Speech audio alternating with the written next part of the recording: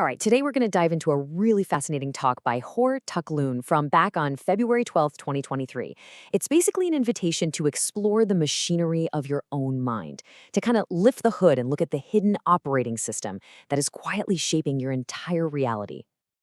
So let's just jump right in with a question that, seems so simple on the surface. Who or what is the you hearing my voice at this very moment? We kind of take that sense of you completely for granted, don't we? Well, this talk suggests that maybe we shouldn't. See, the whole idea here is that the world you're experiencing right now, it's not some objective truth. It's more like a custom-built reality, put together piece by piece from a whole lifetime of ideas, opinions, and judgments that you've picked up along the way. And to help us get this, there's this brilliant analogy. Just picture your sense of self like a giant snowball rolling down a hill. As it goes, it picks up everything it touches, every single experience, every lesson, every opinion. And that giant, sticky, complex snowball, well, right now, that's what you call you. So you see, there's this step-by-step process happening all the time, under the surface. Our experiences turn into concepts. Those concepts then become these filters that shape how we see everything. And the sum total of all that filtered perception, that's what we mistake for our true self. Okay, so let's dig a little deeper. How does this all come together? Well, this talk describes it as a hidden operating system for your mind. You can think of it like background software that's always running, making decisions for you way before you're even consciously aware of them. Now, according to the source, this operating system runs on 3 core programs, which are called defilements. These are greed, aversion, and delusion. But now, it's really important to get this. These aren't about being bad or good people. Just think of them as these 3 primary drives that are secretly running the show. And this is where it gets really interesting, because it's so simple, right? Greed is that constant pull. I want that. I like this. It's the magnet. Aversion is the opposite. It's the relentless push. Get that away from me. I don't like that. And delusion?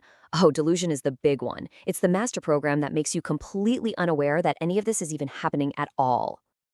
And this is maybe the most important message from the entire talk. Do not take it personally. This whole process, it's not a personal flaw.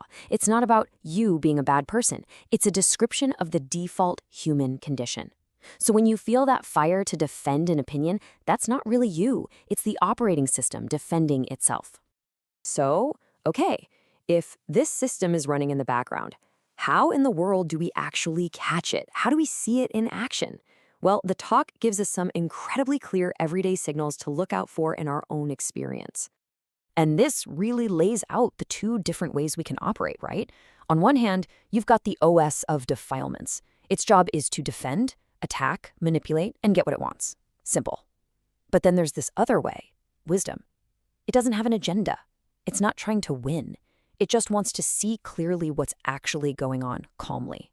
So what are the clues? Well, think about that constant inner voice, right? Ooh, I like that. I hate this. Or that sudden heat you feel when you just have to prove someone wrong. And this is a good one. The source even suggests that if you're suddenly feeling bored listening to this, that could just be the OS looking for a better treat, a tastier piece of information to consume.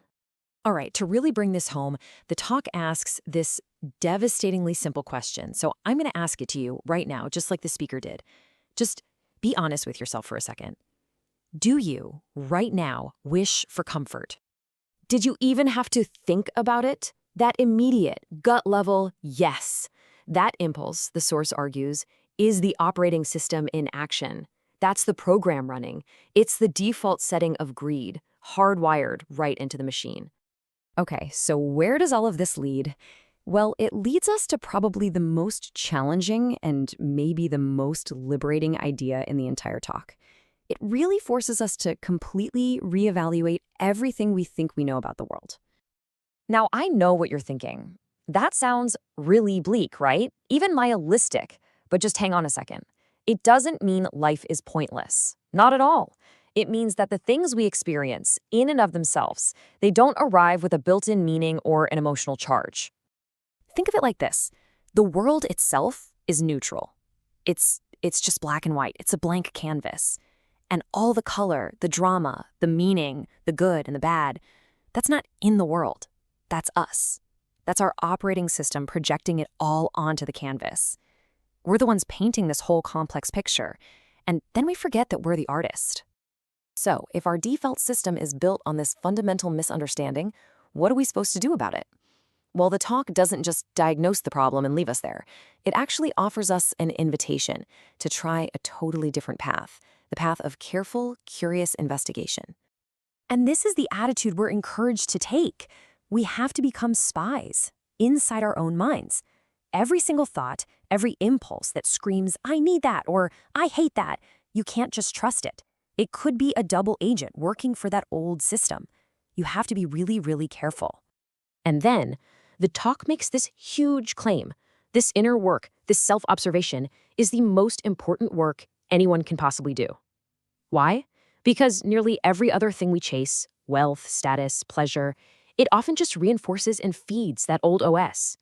This is the only work that actually begins to dismantle it. And so that leaves us right here. It all boils down to this one really unsettling question. We trust our own minds to navigate every second of our lives, right? It's our guide. But what if its core programming has a fundamental glitch? What if your most trusted guide has been subtly, consistently pointing you in the wrong direction this whole time? That is the investigation we're all invited to begin.